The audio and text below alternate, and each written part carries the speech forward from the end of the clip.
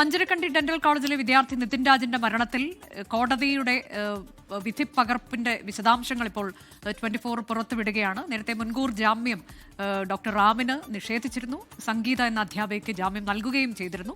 ഇപ്പോൾ കോടതി പറയുന്നത് നിതിൻ രാജിന്റെ മരണത്തിൽ ജാതി അധിക്ഷേപമോ അപമാനമോ നടന്നതായി തെളിവില്ല എന്നാണ് കോടതി ചൂണ്ടിക്കാട്ടുന്നത്. വിദ്യാർത്ഥികളോടുള്ള ഡോക്ടർ റാമിന്റെ പെരുമാറ്റം മോശമായിരുന്നു, എന്നാൽ ജാതി അധിക്ഷേപം നടന്നിട്ടില്ല എന്നാണ് കോടതിയുടെ നിരീക്ഷണം.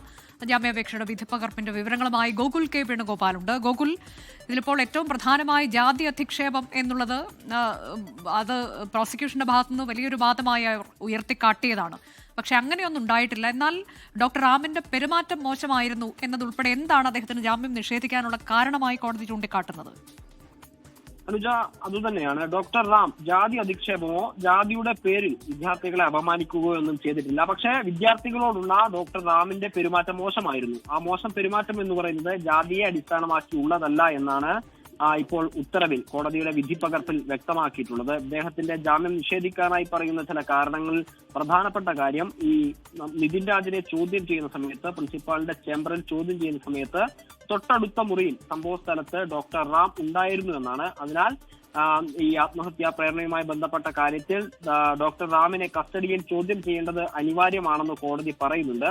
ഈ പറഞ്ഞ ജാതി അധിക്ഷേപമോ ആത്മഹത്യാ പ്രേരണയോ ഉൾപ്പെടെയുള്ള കാര്യങ്ങൾ അത് ഈ സംഗീത നമ്പ്യാർക്കെതിരെ നിലനിൽക്കുന്നില്ല എന്നുകൂടി കോടതി നിരീക്ഷിക്കുന്നുണ്ട്. സംഗീത നമ്പ്യാർക്കെതിരെ പ്രഥമ ദൃഷ്ട്യാ തെളിവുകളൊന്നും ഹാജരാക്കാൻ പ്രോസിക്യൂഷന് സാധിച്ചിട്ടില്ല. അതിനാലാണ് സംഗീത നമ്പ്യാർക്ക് ജാമ്യം അനുവദിക്കുന്നത്. ജാമ്യം അനുവദിക്കുന്ന വ്യവസ്ഥകൾ 50,000 രൂപയുടെ ബോണ്ടും തുല്യമായ 2 ആൾജാമ്യത്തിന്റെയും ബലത്തിലാണ് സംഗീത നമ്പ്യാർക്ക് ജാമ്യം അനുവദിക്കുന്നത്. മാത്രമല്ല 3 മാസത്തേക്ക് എല്ലാ ശനിയാഴ്ചയും അന്വേഷണ ഉദ്യോഗസ്ഥന് മുമ്പിൽ ഹാജരാവണമെന്നും ഈ വിധിപ്പകർപ്പിൽ വ്യക്തമാക്കുന്നുണ്ട്. മറ്റൊന്ന്, ഈ ലോൺ ആപ്പുമായി ബന്ധപ്പെട്ട വിഷയങ്ങൾ നിതിൻ രാജിന്റെ മരണവുമായി ബന്ധപ്പെട്ട സമയത്ത് വ്യാപകമായി ചർച്ച ചെയ്യുന്നുണ്ട്. അതുമായി ബന്ധപ്പെട്ട ഒരു നിരീക്ഷണവും കോടതി നടത്തുന്നുണ്ട്. നിതിൻ രാജ് ലോൺ ആപ്പുകാരുടെ ഭീഷണി കാരണം കടുത്ത മാനസിക സമ്മർദ്ദത്തിലായിരുന്നു എന്ന് കോടതി പറയുന്നുണ്ട്. പ്രിൻസിപ്പാളിന്റെ റൂമിൽ വെച്ച് നടന്ന ചോദ്യം ചെയ്യലും തുടർന്ന് ഒരു അധ്യാപിക സൈബർ സെല്ലിന് പരാതി നൽകാൻ തീരുമാനിച്ചതും ആത്മഹത്യയിലേക്ക് നയിച്ചു എന്നൊരു നിരീക്ഷണവും കോടതി നടത്തുന്നുണ്ട്. അതുകൊണ്ട് ആത്മഹത്യാ പ്രേരണ കുറ്റം ഉൾപ്പെടെയുള്ള കാര്യങ്ങൾ നിലനിൽക്കുന്നു എന്നാണ് ഈ ഘട്ടത്തിൽ മനസ്സിലാക്കുന്നത്. അതിനാലാണ് ഈ ഡോക്ടർ റാമിനെ, അതായത് റാം എന്ന് പറയുന്നത് പാത്തോളജി വിഭാഗത്തിന്റെ HOD-യാണ്. അദ്ദേഹത്തിന് സ്വന്തമായി ക്യാബിൻ ഉൾപ്പെടെയുള്ള സൗകര്യങ്ങളുണ്ട്. അതുണ്ടായിട്ട് പോലും നിതിൻ രാജിനെ ചോദ്യം ചെയ്യുന്നു എന്ന് മനസ്സിലാക്കി പ്രിൻസിപ്പാളിന്റെ ചേംബറിനോട് ചേർന്നിട്ടുള്ള സ്റ്റാഫ് റൂമിൽ അദ്ദേഹം ഉണ്ടാവുകയും നിതിൻ രാജിനെ ചോദ്യം ചെയ്യുന്ന സമയത്ത് പ്രിൻസിപ്പാളിന്റെ വാതിൽ തുറന്ന് അതിനകത്ത് എന്താണ് നടക്കുന്നത് എന്ന് നിരീക്ഷിക്കുന്നത് ഉൾപ്പെടെയുള്ള കാര്യങ്ങൾ ചൂണ്ടിക്കാണിക്കുകയും ചെയ്തിരുന്നു. അത് പ്രോസിക്യൂഷൻ വാദത്തിനിടയ്ക്ക് ഉന്നയിച്ചതുമാണ്. അതുൾപ്പെടെയുള്ള കാര്യങ്ങൾ ഈ കോടതിയുടെ വിധിപ്പകർപ്പിൽ ഉണ്ട് എന്നുള്ളതാണ് പ്രധാനപ്പെട്ട കാര്യം. അതിനാലാണ് ഈ റാമിനെ കസ്റ്റഡിയിലെടുത്ത് ചോദ്യം ചെയ്യേണ്ട ആവശ്യകത ചൂണ്ടിക്കാണിക്കുന്നത്. അതോടൊപ്പം തന്നെ ഈ ലോൺ ആപ്പുമായി ബന്ധപ്പെട്ട വിഷയത്തിൽ ഒരു അധ്യാപിക പരാതി നൽകാൻ തുടങ്ങിയ സമയത്ത് അധ്യാപിക അഭിനന്ദിക്കുന്നതുമായി ഗോകുൽ, ഈ മാനേജ്മെന്റിന്റെ ഒരു വിശദീകരണം ഈ വിഷയത്തിൽ വന്നത് ലോൺ ആപ്പ് എന്നുള്ളത് മാത്രമാണ് ഇങ്ങനെ ഒരു ആത്മഹത്യയ്ക്ക് നയിച്ചത് എന്നതാണല്ലോ. ഏതാണ്ട് ആ രീതിയിലേക്ക് തന്നെയാണോ ഇപ്പോൾ കോടതിയുടെ ഈ ജാമ്യം നൽകിക്കൊണ്ടുള്ള ഉത്തരവിലും പരാമർശങ്ങൾ പരിശോധിച്ചാൽ ആ ഒരു രീതിയിലേക്ക് തന്നെയാണെന്ന് തോന്നുന്നു കോടതി നിരീക്ഷണവും?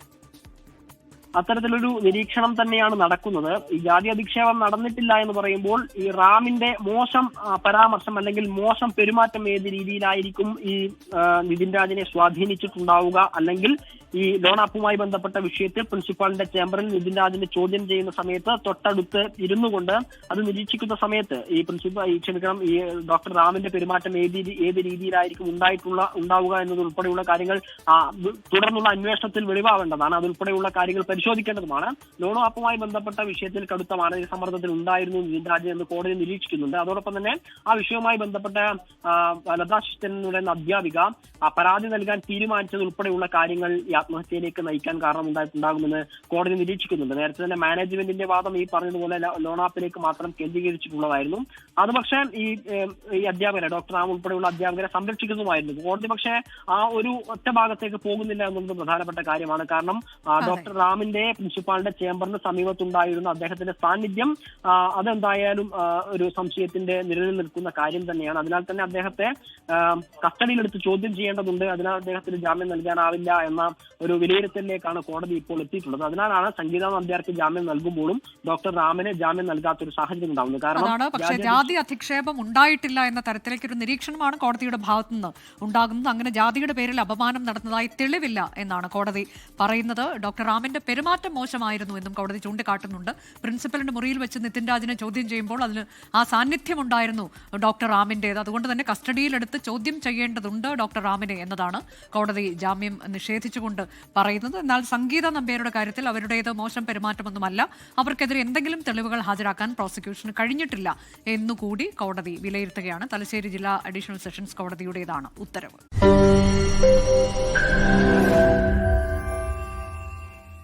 ലോകത്തെവിടെയായാലും ഏത് സമയത്തും 24 വാർത്തകളും ഓഗ്മെന്റഡ് റിയാലിറ്റി പാക്കേജുകളും എക്സ്പ്ലെയിനറുകളും വിശദമായി കാണാൻ ഞങ്ങളുടെ യൂട്യൂബ് ചാനൽ നിങ്ങൾക്ക് സബ്സ്ക്രൈബ് ചെയ്യാം.